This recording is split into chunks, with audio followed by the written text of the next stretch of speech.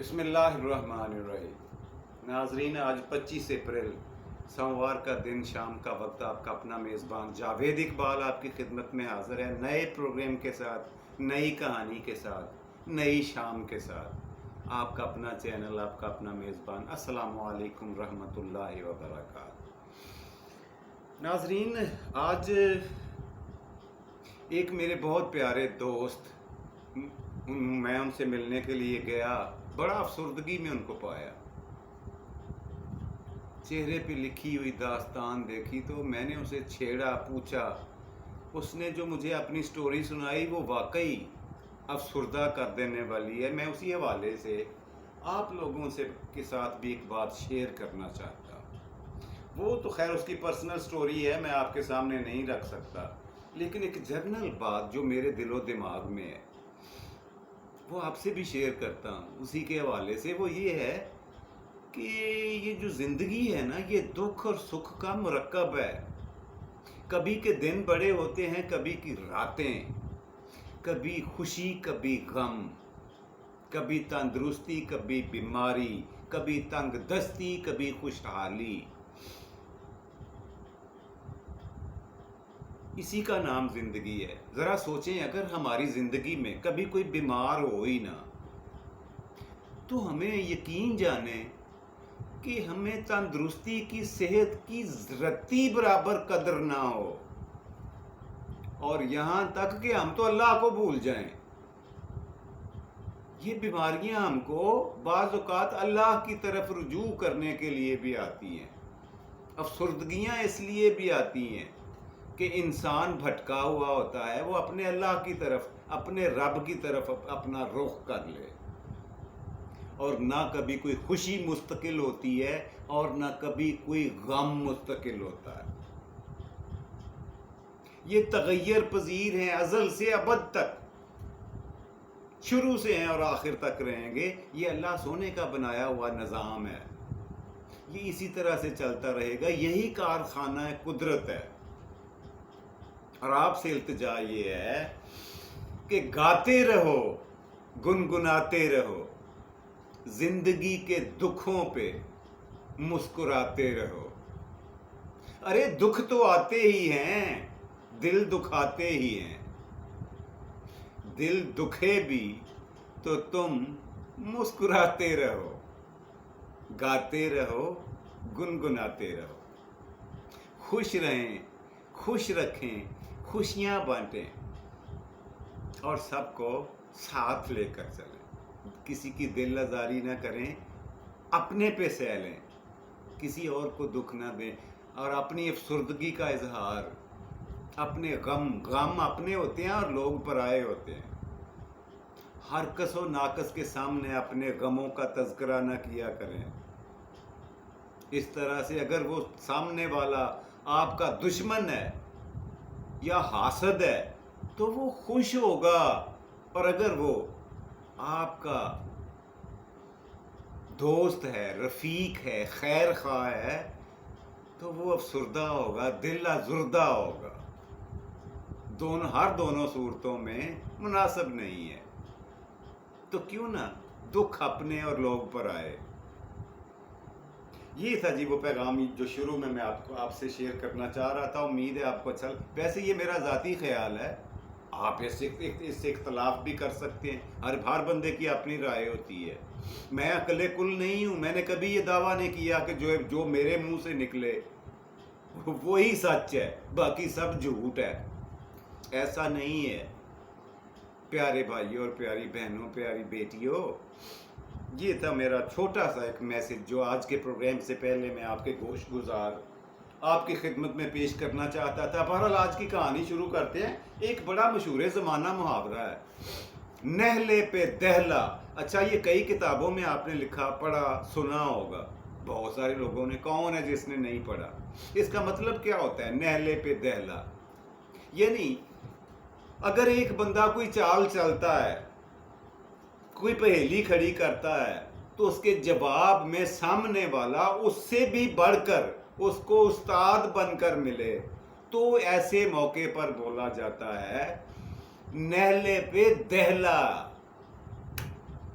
जी, اب ہوا کیا، یہ کہانی، یہ جو محاورہ ہے، یہ جو ضرب المثل ہے، بنی کیسے، یہ اس کا منبع کیا ہے، یہ کہاں سے پیدا ہوئی؟ یہ میں بتا دوں کہ محاوروں کی کوئی فیکٹری نہیں ہوتی، نہ کوئی گروہ ہوتا ہے، نہ کوئی ایسا استاد ہوتا ہے، نہ کوئی ایسا عالم فاضل ہوتا ہے جو محاوروں کو ایجاد کرتا ہے، ایسا کچھ نہیں ہے، نہ کبھی تھا نہ اب ہے، اور شاید آئندہ ہو بھی نہ۔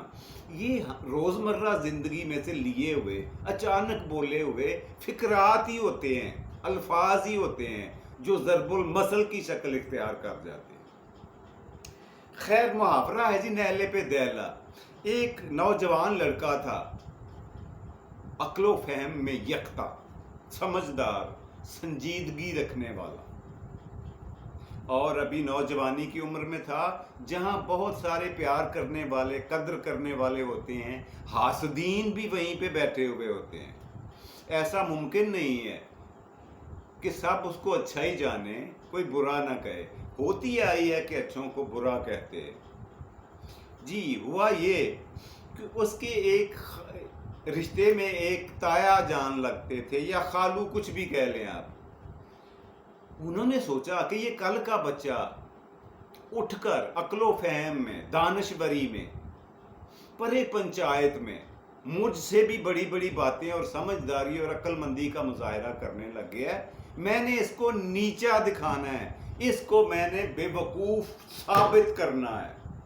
اس نے تہیا کر لیا اور اپنی شیطانی کھوپڑی کو استعمال کرتے ہوئے، الٹی کھوپڑی کے ساتھ ایک خاص قسم کی اڑاؤنی ترتیب دی، پہیلی بنائی، بجھارت ترتیب دی، ایک منصوبہ بنایا کہ یہاں لا کر یوں کر کے اس کو میں نیچا دکھا سکتا ہوں، اس کو شرمندہ کر سکتا ہوں۔ دوسرے لفظوں اس پہ عمل درآمد اس نے شروع کیا۔ جی وہ کیسے؟ کچھ ہی دنوں، ہفتہ 10 دن گزرے ہوں گے کہ اس نے اپنے اس رشتہ دار لڑکے کو دعوت پر اپنے گھر بلا لیا۔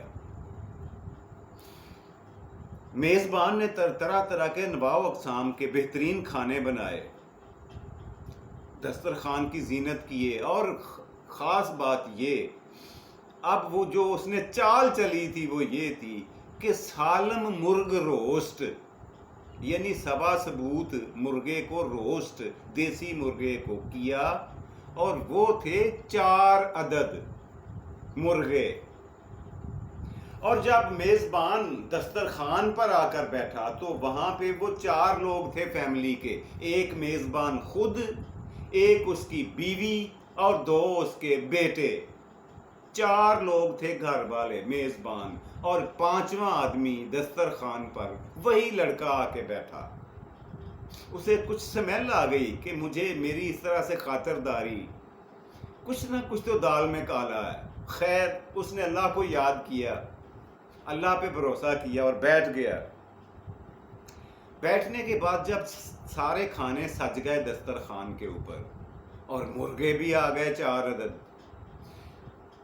اب وہ جو میزبان انکل تھے انہوں نے کہا، بیٹا بات یہ ہے کہ ہم دسترخوان پر بیٹھے ہوئے لوگ 5 ہیں، 4 ہم گھر والے، میں، میری بیوی اور 2 بیٹے، 5، 4 لوگ ہوئے، اور 5واں مہمان ہے یعنی آپ ہو، اور مرغے سالم روسٹ ہے ہمارے پاس، کتنے؟ 4۔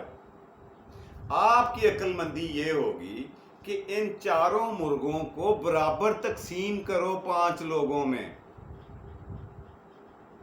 اور شرط یہ ہے کہ ان میں سے کسی کو کاٹنا نہیں ہے۔ کاٹے بغیر آپ نے 5 لوگوں میں 4 مرغے برابر تقسیم کرنے ہیں۔ اب بتائیں یہ کس عقل مندی کی بات تھی؟ یہ تھا نہلا۔ اب اس کا جو مہمان کا ری ایکشن ہے وہ میں بتانے جا رہا ہوں، وہ تھا دہلا۔ اس نے کہا، جی بات ہی کوئی نہیں انکل جی، دیکھیں میں تقسیم کیے دیتا ہوں، آپ کی خواہش اور خوشی سر آنکھوں پر، آپ کا حکم میرے لیے سارا کچھ ہے، میرا سر تسلیم خم ہے آپ کے سامنے، میں کروں گا جیسا آپ کہتے ہیں ویسا ہی ہوگا، میں کاٹوں گا بھی نہیں، اور 4 مرغے 5 لوگوں میں تقسیم کر دوں گا۔ اب اس نے کیا کیا یہ لڑکے نے کہ ان سے کہا کہ آپ دونوں میاں بیوی اٹھیں اور میرے دائیں طرف آ کے بیٹھ جائیں. وہ بیٹھ گئے دونوں میاں بیوی. دونوں بیٹوں سے کہا بیٹا آپ دونوں اٹھ کے میری بائیں سائڈ پہ بیٹھ جاؤ. وہ بیٹھ گئے. اب اس نے کیا کہ ایک پلیٹ لی, اس میں ایک مرغا رکھا سالم روسٹ, اور اس کو پیش کر دیا میزبان کے سامنے. میاں بیوی بیٹھے تھے 2 لوگ, ان کے سامنے وہ ایک پلیٹ جس میں ایک ہی مرغا تھا وہ رکھ دیا. میزبان بولنے لگا.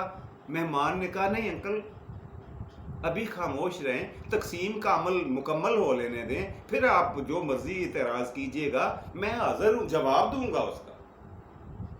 دوسرا مرغا انہوں نے دوسری پلیٹ میں بھی ایک ہی مرغا رکھا اور دونوں بیٹوں کے سامنے وہ مرغا ٹکا دیا اور کہا یہ آپ دونوں کا حصہ ہے میاں بیوی کا, اور یہ آپ دونوں بیٹوں کا حصہ ہے ایک ایک مرغ. اور باقی جو 2 مرغے بچے تھے وہ ایک پلیٹ میں رکھے اور دونوں اپنے سامنے رکھ لیے, اور کہا انکل جی میں نے تقسیم کر دی ہے, اگر آپ کو سمجھ نہ آئی ہو تو مجھ سے پوچھ لیں, اب جو آپ بولنا چاہتے ہیں جو کہنا چاہتے ہیں وہ کہیں. اس نے کہا اوے اندھوں کو بھی نظر آ رہا ہے یہ غلط تقسیم ہے, تو ہم سب کو ایک ایک, بلکہ 2 کو ایک ایک, اور تمہیں اکیلے کو 2, یہ کیا تقسیم ہوئی. اب مہمان نے یہ کہا بات یہ ہے انکل, اگر آپ کو میتھمیٹکس کا تھوڑا بہت بھی علم ہے, نالج ہے, تو پھر میری بات کو غور سے سنیں.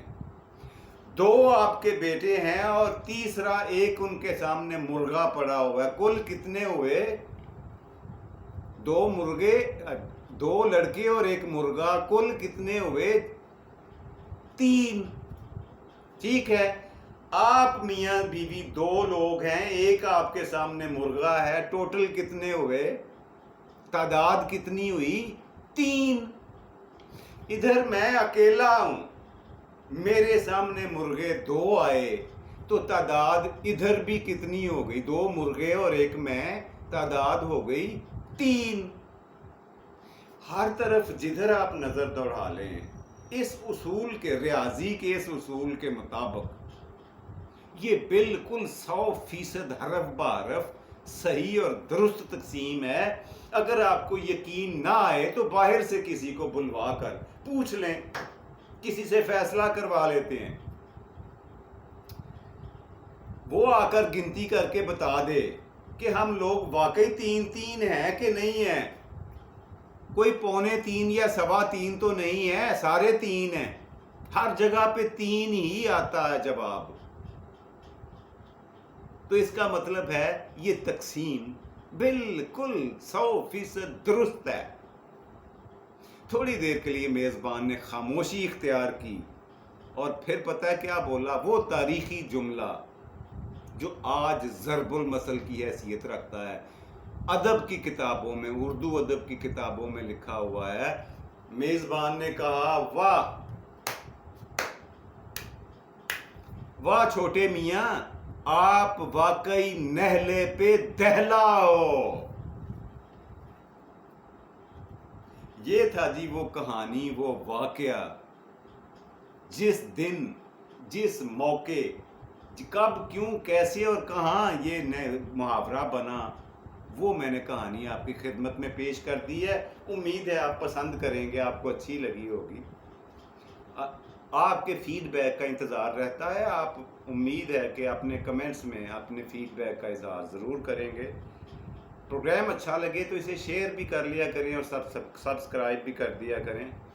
جی یہ تھا آج کا پہلا سیگمنٹ. دوسرے سیگمنٹ کی طرف بڑھتے ہیں. آج کے پروگرام کا دوسرا سیگمنٹ ہے آج کا سوال. اچھا, پچھلے پروگرام میں نے آپ سے کون سا سوال کیا تھا بتائیں؟ کوئی سوال نہیں کیا تھا, مجھے تو یاد نہیں رہا, اور کسی نے بھی کمنٹس میں مجھے نہیں لکھ کے بھیجا کہ آج کا سوال کدھر گیا. عجیب بات ہے. पता नहीं तो कैसे देखते हैं आप। अच्छा, बहरहाल आज का सवाल नोट फरमा लें, जिसका जवाब आपने मुझे कल तक देना है। अगर आता हो तो लिख भेजें, अगर नहीं आता तो मैं कल तो फिर मैं आपकी खिदमत में पेश कर ही दूंगा। आज का सवाल ये है कि पाकिस्तान 14 अगस्त 1947 को मार्ज़ वजूद में आया था, बना था, दुनिया के नक्शे पे उभरा था, मगर यूएनओ अक़वाम मुत्तहिदा का मेंबर किस तारीख को बना, यानी सरकारी तौर पर दुनिया ने इसको एक आज़ाद रियासत किस तारीख को तस्लीम कर लिया, वो तारीख आपने बतानी।